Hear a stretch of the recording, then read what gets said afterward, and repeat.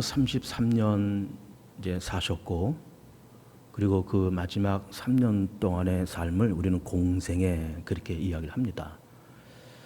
그 3년의 공생애 가운데서 예수님께서 하셨던 사역은 우선 복음을 전파하시고 전도하시고 귀신을 내쫓으시고 병자를 고치시고 죽은 자를 살리시고 그리고 제자들 양육하시고 그리고 부패한 유대 사회, 로마 사회를 질타하시고 그런 사역들을 이제 3년 동안에 그렇게 하셨습니다. 사실은 3년이라는 그 시간이 결코 긴 시간이 아니죠. 근데 하셔야 할 일은 참 많고 또 시간은 짧고, 그래서 예수님께서 당신께서 하시는 일을 배워서 똑같이 그렇게 할 수 있는 사람들을 모으기 위해서 12명의 제자들을 선택을 하십니다. 예수님이 아무리 전지전능한 분이라 할지라도, 예수께서 아무리 하나님의 아들이라 그러실지라도 혼자서 다 하시기에는 좀 무리가 있잖아요. 그래서 뿐만 아니라 3년이란 짧은 시간이 이렇게 있고, 그래서 그 사역을 연이어서 계속 해야 될 사람들을 먼저 12명을 선택을 이제 하신 거예요. 그래서 이제 우리가 제자라고 하는 말을 이제 이 본문에서 보고 있는 건데, 그러면은 이 제자라고 하는 말을 무슨 사전적으로 또 일반 사회 속에서 어떻게 말을 하든지 간에 우선 성경에서 말을 하는 제자라고 하는 것이 뭘까라고 하는 것을 이제 보려고 그런 거예요. 우선 이 마태복음 10장 요 본문에서만 놓고 볼 때 제자라고 하는 것은 우선 세 가지로 말씀을 정리해 볼 수가 있겠습니다. 첫째는 예수님의 말씀을 배우고, 그리고 예수님과 함께 따라가고, 그리고 예수님께서 십자가에서 죽으시고 부활하시고 떠나시겠지만은 예수님의 사역을 계속 이어서 해야 될 사람들, 이 사람들이 제자다 이렇게 볼 수가 있는 거예요. 그러니까 배우고 따라가고 그 사역을 이어서 할 사람들, 이제 그 사람들을 12명을 선택해서 제자로 삼으셨다, 그런 이야기예요.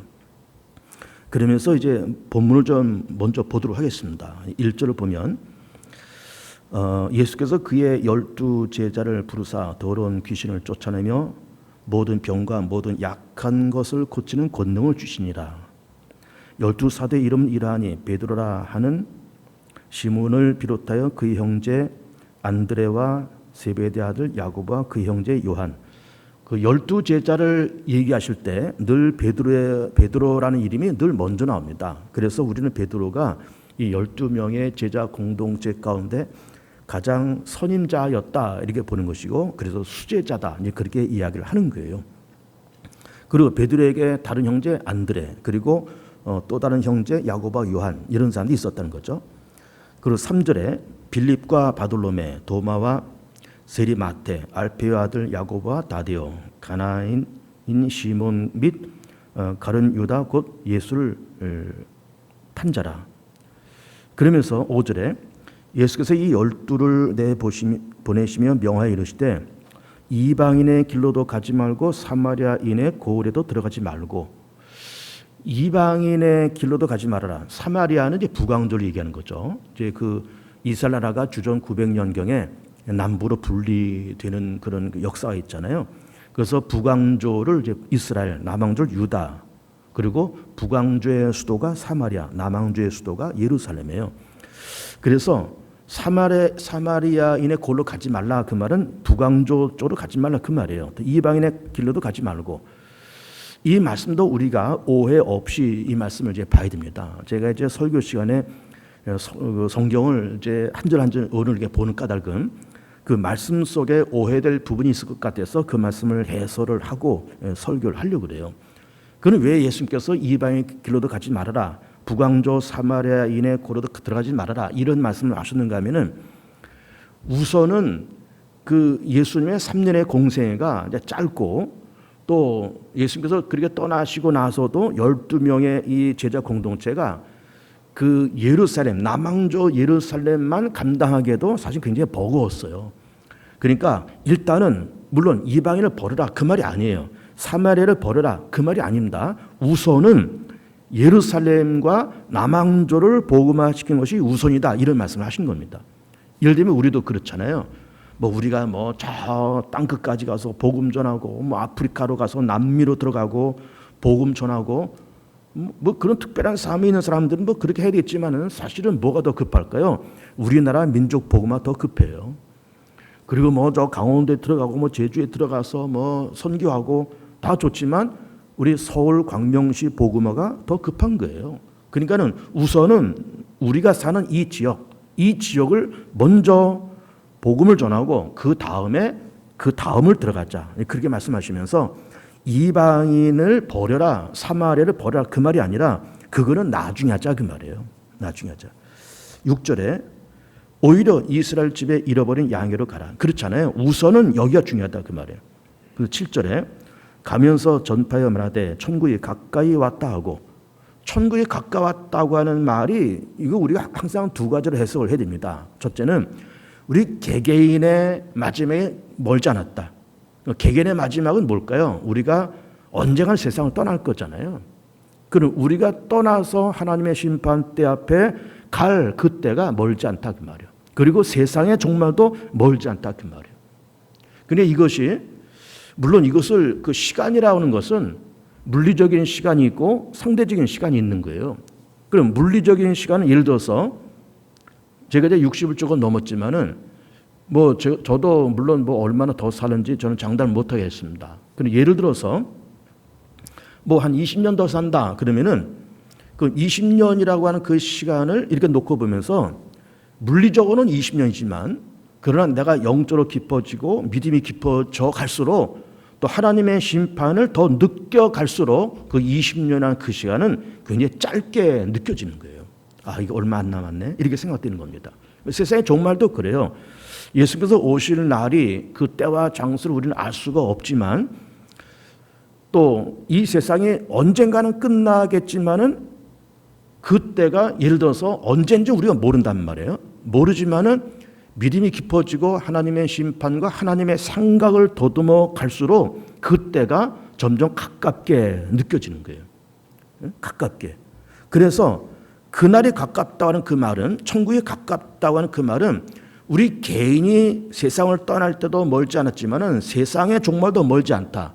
또 그것이 물리적으로 그것이 얼마가 남았든지 간에 믿음이 깊어지고 하나님의 심판을 생각할수록 그렇게 느낌적으로 점점 가까워진다, 그 말이야. 느낌적으로. 이게 중요한 얘기입니다. 느낌적으로 가까워진다. 영적으로 가까워진다. 이 말은 굉장히 중요한 말이에요. 8절에 병든 자를 고치며 죽은 자를 살리며 나병 환자를 깨끗하게 하며 귀신을 쫓아내되 너희가 거저받았으니 거저주라. 자, 이게 놀라운 얘기 아닙니까? 병자들 다 고쳐, 귀신들 다 내쫓아. 그런데 그 거저받아서 하는 권능이니까 너 대가를 받고 돈 받고 이거 하고 무슨 대가를 받고 저렇게 하고 그렇게 하지 말라는 거예요. 9절에 그러니까 너희 전대에 금이나 은이나 동을 가지지 말고, 이거 조금 이따 제가 얘기할 겁니다. 그 10절에 여행을 위하여 배낭이나 두보롯이나 신이나 지팡이를 가지지 말라. 이는 일꾼이 자기의 먹을 것 받는 것이 마땅함이니라. 어떤 성이나 마을에 들어가든지 그 중에 합당한 자를 찾아내어 거기 너희가 떠나기까지 거기서 머물라. 그러니까 이제 어느 지역에 들어가서 복음을 전할 때 그 머물 수 있는 집을 먼저 찾으라는 거죠. 그래서 그 집이 너희를 인정하고 받아들이고 그러면 그 집에서 머물면서 또 그 집에서 제공하는 음식을 먹으면서 그 동네에서 복음 전하고 병든 자 고치고, 그렇지 않고 그 집이 되었던 어떤 동네가 되었던 너희를 영접하지 않으면 어떻게 해야 될 것인가라는 게 13절에 나와 있죠. 12절에 또 그 집에 들어가면서 평안하기를 빌라. 그 집이 이에 합당하면 너희 빈 평안이 거기 임할 것이요 만일 합당하지 아니하면 그 평안이 너에게 돌아올 것이니라. 먼저 그 지역에 들어가서 어느 집을 들어가서 평안을 빌고 내가 여기 머물면서 복음 전하겠다 얘기하면, 그러면 그렇게 영접하면 너희가 빈 평안이 그 집에 임할 것이고, 만약에 그들이 너희를 영접하지 않으면 네가 빈 그 평안함이 너에게 올 거다. 본인에게 올 거다, 그 말이에요. 14절에 누구든지 너희를 영접하지도 아니하고 너희 너희 말을 듣지도 아니하거든 그 집이나 성에서 나가 너희 발의 먼지를 떨어버리라. 그러면서 어느 집이 되었든 어느 마을이 되었든 들어가서 만약에 너희를 영접하지 않고 거부한다 그러면 먼지를 떨어버리고 돌아서라는 거예요. 미련 갖지 말고 돌아서라는 겁니다. 그러면서 15절 말씀 의미도 말씀하시잖아요. 내가 진실로 너에게 이르노니 심판 날에, 이게 마지막 때입니다. 마지막 때에 소돔과 고모라 땅이 그 성보다 견디기 쉬우리라. 소돔과 고모라는 이미 예수님 시대를 기점으로 해서 2000년 전 아브라함 시대입니다. 아브라함 시대에 유황불로 멸망당한 도시예요.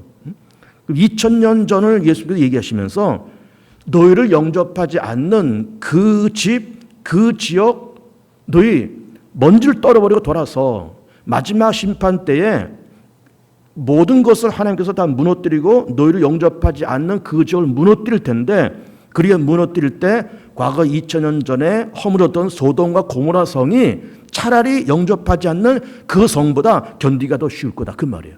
이 말은 뭘까요? 소돔과 고모라 성도 그렇게 유황불에 멸망당했는데 너희를 영접하지 않는 그 지역, 그 사람들은 소돔과 고모라보다 더 비참하게 무너질 거다, 그 말이에요. 더 비참하게. 이 말씀이 이제 그 제자를 부르시면서 이 말씀을 하시고 있고, 그러면서 이 제자에 대한 이제 말씀을 제가 드리고 있는 겁니다. 근데 제자라고 하는 걸 아까 제가 어떻게 해석을 했는가 하면은 예수의 말씀을 배우고 예수님과 함께하고 따라가고 예수님의 사역을 계속해서 연이어서 해야 될 사람들이 제자다, 이런 말씀을 드리고 있는 겁니다. 그럼 우리가 이제 제자다, 또 우리가 다 제자가 돼야 된다라는 게 말을 이렇게 하면서 우리가 이런 오해를 할 수가 있어요. 이제 뭔가 하면은, 그럼 우리는 다 예수님의 제자가 되어야 되는 것인가? 정말 여기서 말씀하신 것처럼 뭐 전대, 은이나 금 가지지 말고 두보로 신발 가지지 말고 뭐 동네방네 다 쑤시고 다니면서 뭐 대한민국 세상 다 쑤시고 다니면서 복음 전하고 예수 믿으라고 전도지 뿌리고 다니면서 그렇게 해야 될까? 그런 생각을 갖는 겁니다. 그런데 우리는 사실은 다 제자가 될 필요는 없습니다. 여러분, 예를 들어서 뭐 저도 사실은 이제 어려서 그렇게 젊어서 신학교를 들어가서 목사가 되고 다 그렇게 했지만은 뭐 저 역시 뭐 은혜 받았다고 이제 그렇게 얘기하면서 다 신학교 들어가서 목사가 되고 다 그렇게 했어요. 뭐 지금도 마찬가지예요. 이제 신학교 들어가는 이제 그런 젊은이들이 여기 우리 부교육자들이 몇 명 앉아 있지만은 다 어쨌든 은혜 받았다, 소명감을 받았다 해서 다 신학교 들어가서 목사가 되는 거예요. 다 감사한 일이지만 가만히 더 생각해 보면은 은혜 받았다고 하는 사람들이 다 신학교 들어가서 뭐 목사가 되고 전도사가 되면은, 그러면 신학교 안 들어간 그냥 평신도들은 그냥 뭐 은혜를 못 받은 사람들일까? 이런 생각을 해보는 거예요. 은혜 받은 사람들이 신학교 들어가서 뭐 특별한 은사를 가지고 신학교 들어가서 목사가 되고 전도사가 되는 것을 부인하는 건 아니지만, 은혜를 받으면서 다 주의 종 되고 제자가 되고 목사가 되고 그렇게 될 필요는 없고, 과연 제자라고 하는 것이 뭐냐, 주의 종이라는 것이 뭐냐, 예수를 따른다고 하는 것이 뭐냐라는 그 정신을 갖고 살면 되는 거예요. 그 정신을 갖고 다 목사 되고 다 전도사가 되고, 그렇게 하지 말고 은혜 받은 사람들이 은혜 받은 그 정신, 예수의 정신, 제자의 정신을 가지고 세상을 살아가는 것도, 그것도 중요한 거예요. 그것도 소명이에요. 다 신학교 들어간 것만이 소명이 아니라 제자의 정신을 가지고, 믿는 사람의 정신을 가지고 그 현장에서, 그 가정이면 가정, 그 직장이면 직장, 거기서 살아가는 그것도 소명인 거예요. 그러니까 드리고 싶은 말씀은 뭔가 하면은, 지금 제자라는 얘기를 하면서 그럼 다 제자가 돼야 될까? 그런 것이 아니라 다 목사가 되고 다 전도사가 될 필요도 없고 다 제자가 될 필요는 없지만은 제자로서의 근성은 갖고 살아야 된다, 그 말이에요. 예수 믿는 사람으로서의 근성, 제자의 근성, 믿음의 사람의 근성을 갖고 뭐 목사를 하든 뭐 항존직을 하든 평신으로 하든 그런 근성을 갖고 살아야 된다라는 말씀을 드리고 싶은 거예요. 제자의 근성이 뭐냐? 다 제자가 되라는 말이 아니라 제자의 근성을 갖고 살아야 되는데, 그 근성이 뭐냐라고 하는 것을 찾아보려고 그러는 겁니다. 그럼 제자의 근성에 첫 번째는 뭐가 있을까? 이렇게 보면은 우리가 좀 전에 제가 뭐 다 목사 될 필요 없다, 다 전도사 될 필요 없다 이런 말씀을 드리고 있지만 저는 그렇습니다. 우리가 다 뭐 은혜 받았다고 신학교 들어가서 그렇게 할 필요는 없지만은 우리가 뭐 목사가 되어서 예수를 믿든 뭐 항존직이 되어서 예수를 믿든 평신도가 되어서 예수를 믿든 어떤 형태로든지 간에 예수를 믿을 때 우리는 목숨 걸고 예수를 믿을 그런 필요가 있어요. 목숨 걸고. 왜냐하면 사실 우리가 목숨 걸고 예수를 믿어야 된다고 하는 말은 저는 별로 듣지를 않았어요. 또 저도 그런 얘기를 자주 한 것 같지는 않습니다. 목숨 걸고 예수 믿는다? 교회는 다니는 거지. 예배 드리고 교회는 다니는 데지. 뭐 목숨 걸고 예수를 믿을 필요가 있을까? 목숨 걸고 교회를 다닐 필요가 있을까? 라는 생각을 해보는 거예요. 아니 뭐 예수 적당히 믿고 예수 믿으면 다 구원받고 다 천국 간다는데 뭐 적당히 믿고 뭐 언젠가 세상 떠나면 뭐 구원받아서 천국 가면 되는 것 아니야? 뭐 이렇게 목숨 걸고 예수를 믿고 목숨 걸고 교회를 다녀야 될 필요가 있어? 라는 생각을 해보는 겁니다. 근데요, 여러분 가만히 보세요. 세상에는 목숨 걸고 해야 될 일이 사실 몇 가지가 있습니다. 뭘까요? 자기 직업에 대해서는 목숨 걸고 자기 직업을 감당을 해야 돼요. 어떤 직업이 되었든지 간에 건성건성 뭐 대충대충 그렇게 하는 것이 아니라 직업도 목숨 걸고 해야 됩니다. 시장에서 야채를 팔아도 시장에서 짜장면을 만들어서 팔아도 목숨 걸고 그걸 만들어야 돼요. 목숨 걸고 장사를 해야 돼요. 요즘같이 어려운 때는 더더욱 그렇잖아요. 목숨 걸고 자기 직업을 해야 돼요. 저 여자 아니면 죽을 것 같아. 저 남자 아니면 죽을 것 같아. 라고 하면서 젊은 사람들이 자기 마음에 맞는 짝을 만났다고 쳐보세요. 연애도 목숨 걸고 해야 됩니다. 연애도. 저 여자 아니면 죽을 것 같다는데. 저 남자 아니면 죽을 것 같다는데. 연애도 목숨 걸고 해야 돼요. 할 때는 말이죠. 할 때는. 목숨 걸고 해야 돼요. 취미생활도 목숨 걸고 취미생활 하는 사람들 저는 많이 봤습니다. 뭐 낚시도 뭐 목숨 걸고 낚시를 해요. 바다 낚시 뭐 며칠 날 잡아가지고 배 하나 이렇게 빌려가지고 친구들 10몇 명이 몰려가서 바다 낚시 1박 2일, 2박 3일 동안 목숨 걸고 낚시합니다. 그게 뭐 직업도 아니에요. 그래서 돈 버는 것도 아니에요. 그냥 취미생활이고 여가생활인데 거기도 목숨 걸고 하는 사람들 여러 번 봤습니다. 뭐 바둑에 미치고 뭐 당구에 미치고 뭐 목숨 걸고 하는 거 목숨 걸고. 근데 보세요. 직업도 물론 목숨도 걸어야 되고 연애도 자기 뭐 취미생활도 다 목숨 걸고 다 하지만 예수 믿는 것도 목숨 걸고 예수 믿어야 돼요.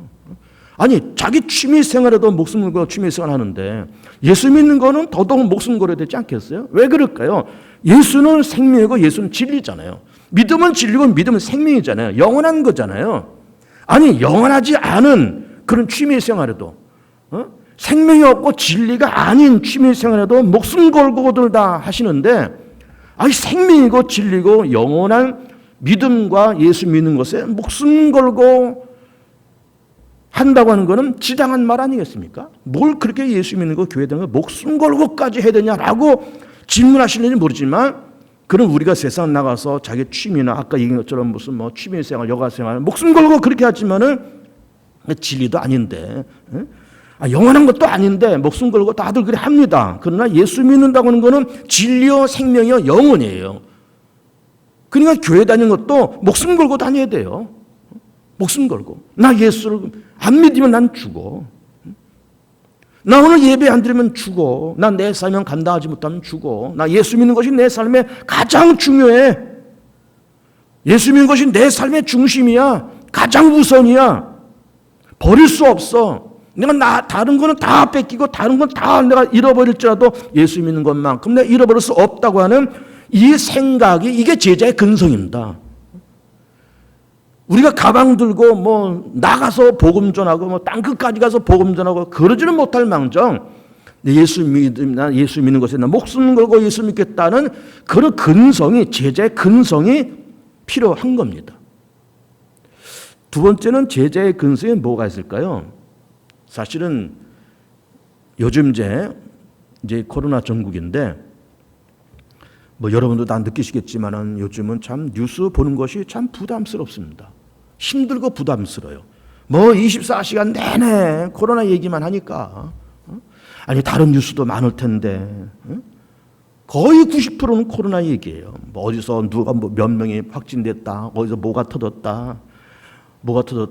하루 종일 24시간. 이걸 우리가 벌써 지난 한 2월 달쯤부터 코로나 얘기를 시작하면서 지금 9월이니까 반년 이상, 아마 올 연말까지도 가는지 모르겠어요. 눈만 뜨면, 뉴스만 보면 24시간 코로나 얘기로 온통 도배를 했어요. 근데 그런 것도 불편하지만 그 코로나 얘기 가운데 또 한 90%는 교회 얘기예요. 어느 교회에서 뭐 몇 명이 터졌다, 어느 교회에서 몇 명이 터졌다, 어느 교회, 무슨 서울에 어느 교회, 뭐 충청도 어느 교회.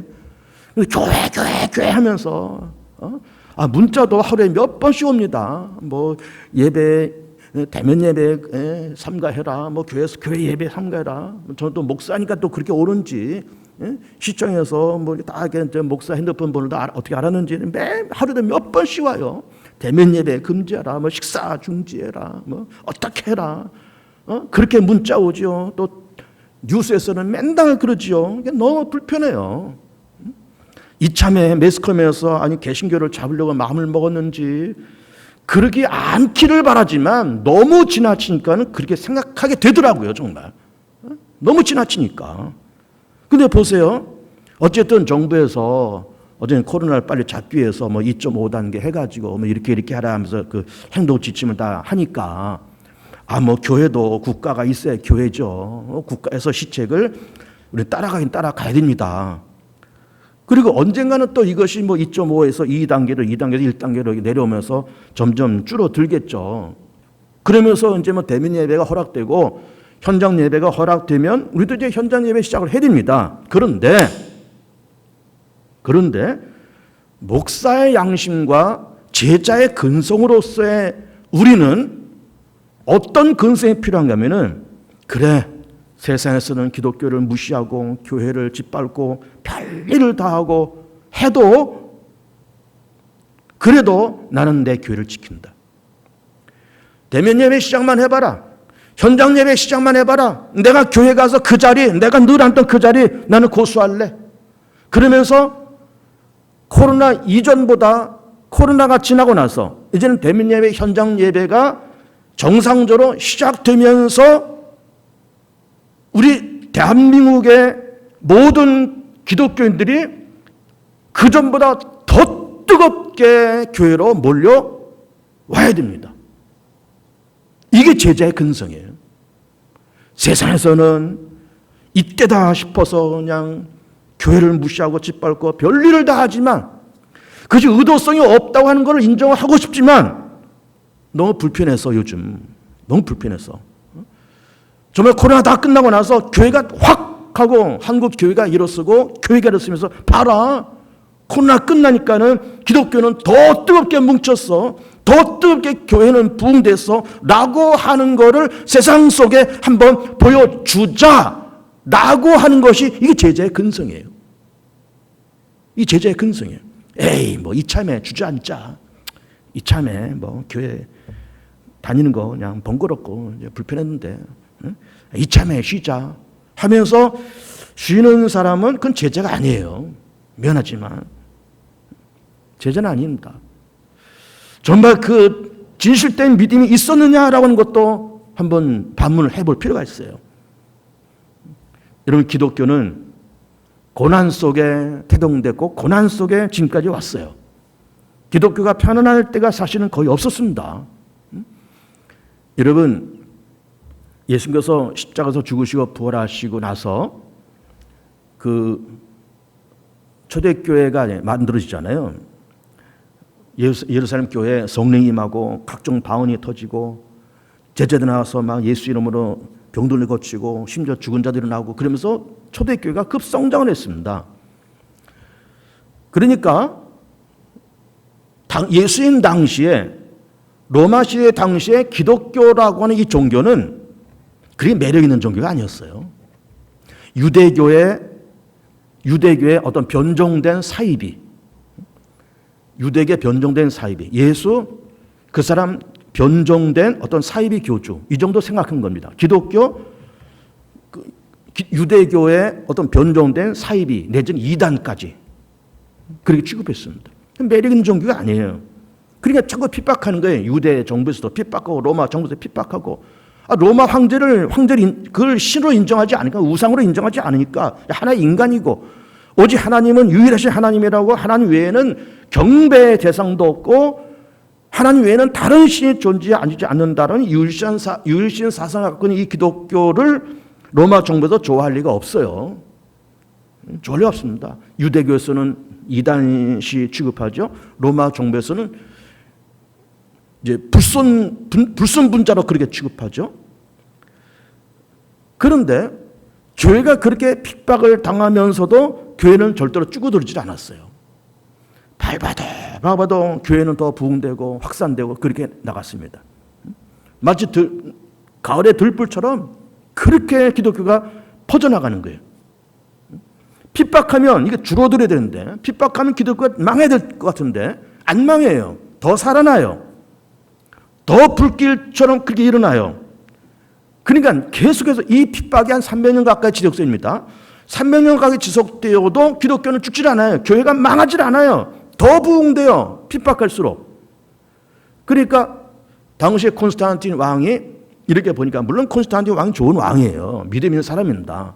이렇게 보면서 그 기독교를, 아까 제가 얘기했잖아요. 그 당시 기독교는 매력 있는 종교가 아니었습니다. 유대교 하나 변종된 어떤 사이비 집단처럼 봤어요.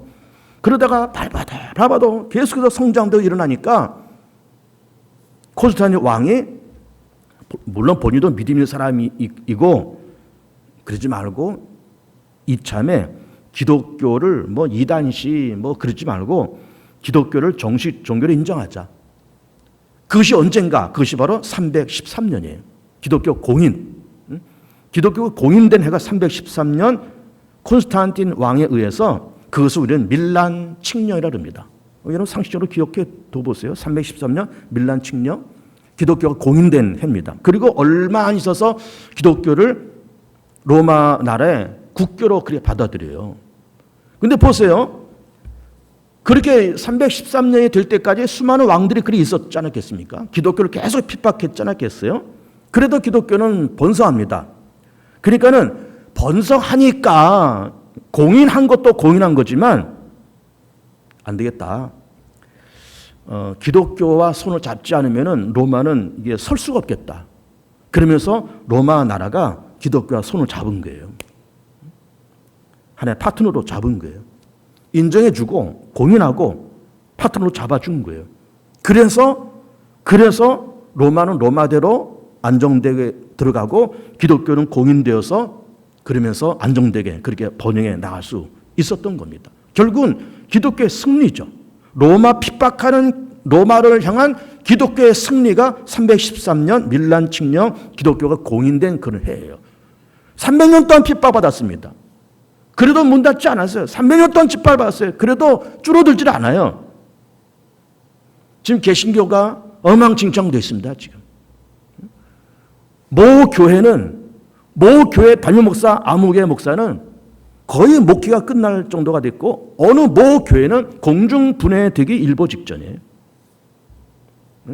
그 외에 많은 개신교들이 어려움을 당하고 있어요. 제자의 근성을 갖고 있는 기독교라 그러면 이럴 때일수록 더 모이고 더 기도하고, 이럴 때일수록 교회가 줄어들지 아니하고 확장되어가는 그 모습을 이 사회 속에 보일 필요가 있습니다. 야, 교회는 밟아도 밟히지가 않아. 교회는 핍박해도 꿋꿋하게 서 있어. 이거를 사회 속에 우리가 보여줄 때가 됐어요. 그런 제자의 근성이 필요해요. 그런 근성 있는 사람이 나와야 되고, 그 근성 있는 목사, 근성 있는 장로님들, 근성 있는 항정직들, 근성 있는 우리 중직자들이 쭉쭉 나와서 교회를 딱 지키고 딱 하나가 되고 더 모이고, 이걸 사회 속에 딱 보여주면 모든 것이 다 전화위복 될 줄 믿습니다. 세 번째로는 1절을 봅시다. 1절. 예수께서 그의 12 제자를 부르사 더러운 귀신을 쫓아내며 모든 병과 모든 악한 것을 고친 권능을 주었다.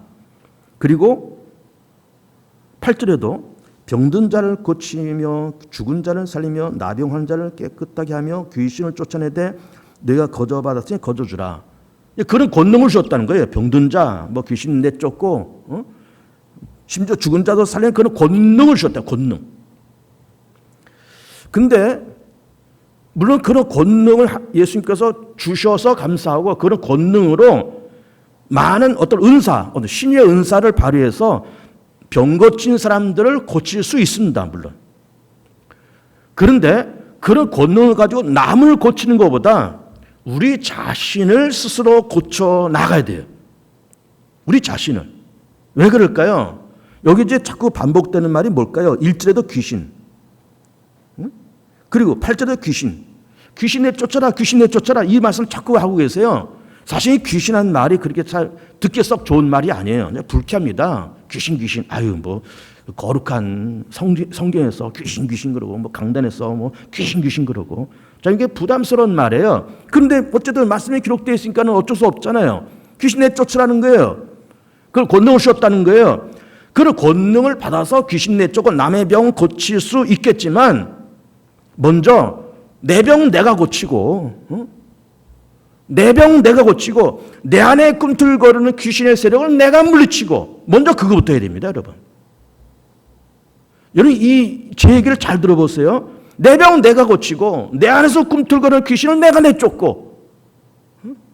여러분, 미안하지만 예수 믿어도 귀신 장난에 놀아날 수 있습니다, 여러분. 얼마든지 놀아날 수 있어요. 교회도 귀신들 장난에 얼마든지 놀아날 수 있어요. 거룩한 곳이지만 나 예수 믿어 구원받은 사람일지라도 귀신들 장난에 얼마든지 넘어갑니다, 여러분. 어떻게 장난할까요, 귀신들이? 교회에 들어와서 교회를 파괴시키고 교회를 분열시키고. 그 귀신들 장난이잖아요. 우리는 어떨까? 개인적으로는 어떤 일이 벌어질까요? 자꾸 믿음을 버리고 싶은 생각이 살금살금 생기는 거예요. 아까 제가 얘기했잖아요.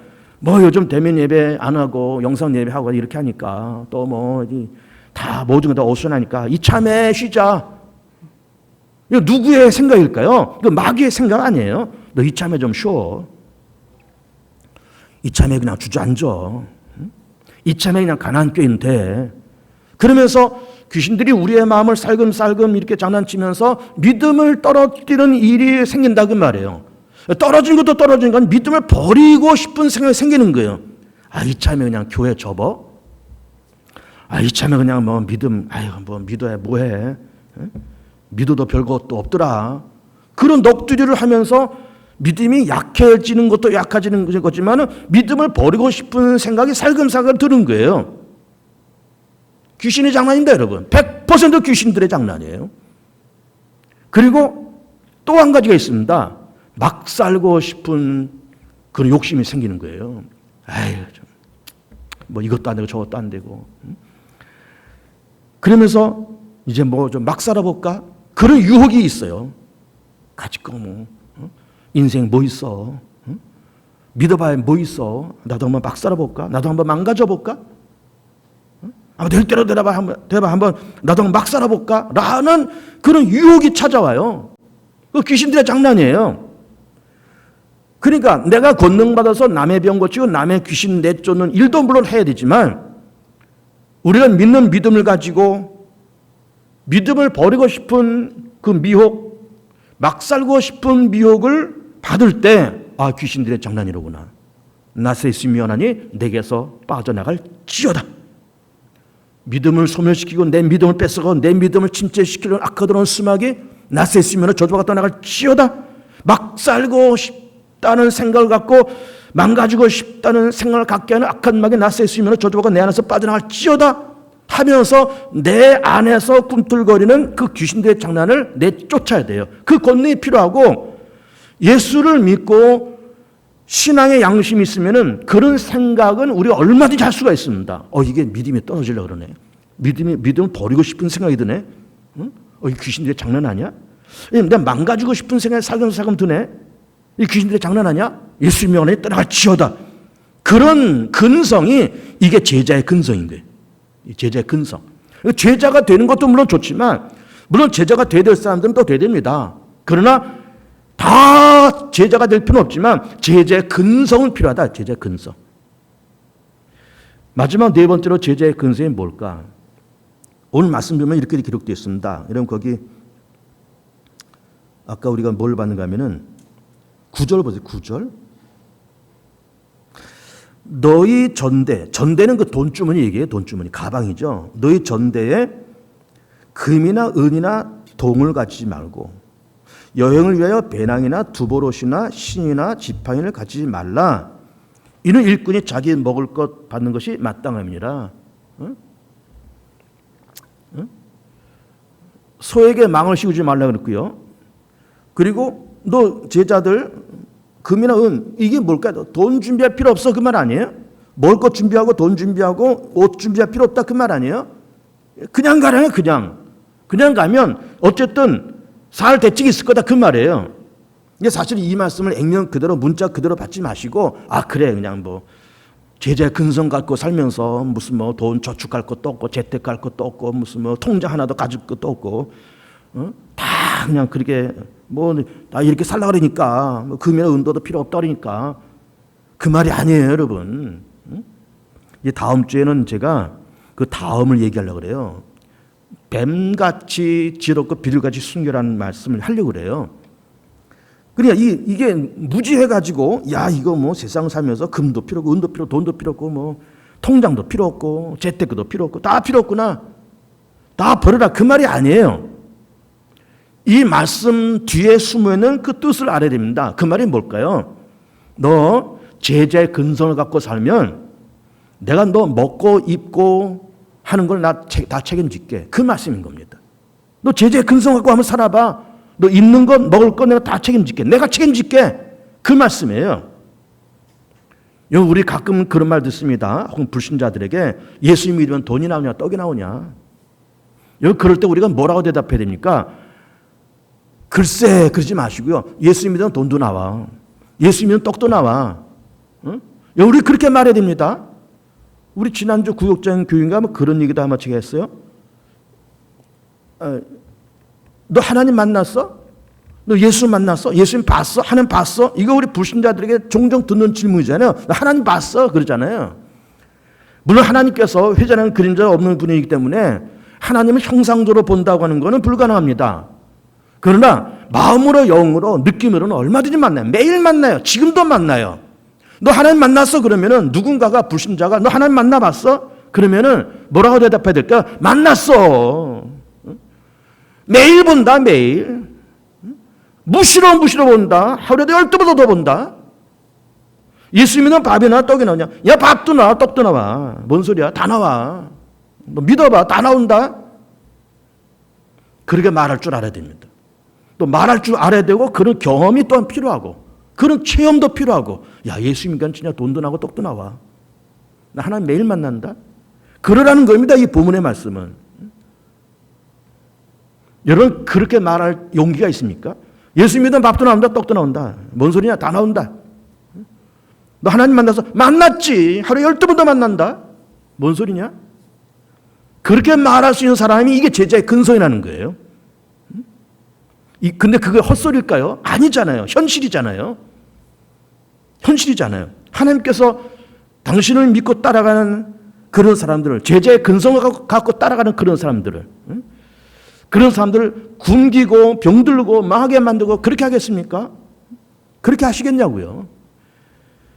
하나님은 언제나 내 안에 계시고 언제나 내 앞에 계시고 언제나 나를 인도해 가시고 언제나 내 손을 잡고 계시고 언제나 내 위에서 지켜보고 계시고 말없이 지켜보고 계시고 내 갈 길을 예비하시고 인도하시는 좋은 하나님, 어제도 오늘도 변함없이 내일도 변함없이 나를 이끌어 가시고 나와 함께 하신 그 하나님, 내 먹을 것 입을 걸 다 책임지신 우리 하나님 감사합니다 찬송하면서 기쁘게 즐겁게 그렇게 살아가시면서 다 제자가 될 필요는 없지만 제자의 근성은 가져보자, 그 말씀을 드리고 싶습니다. 행복하고 건강한 인생들 되시기를 축복합니다.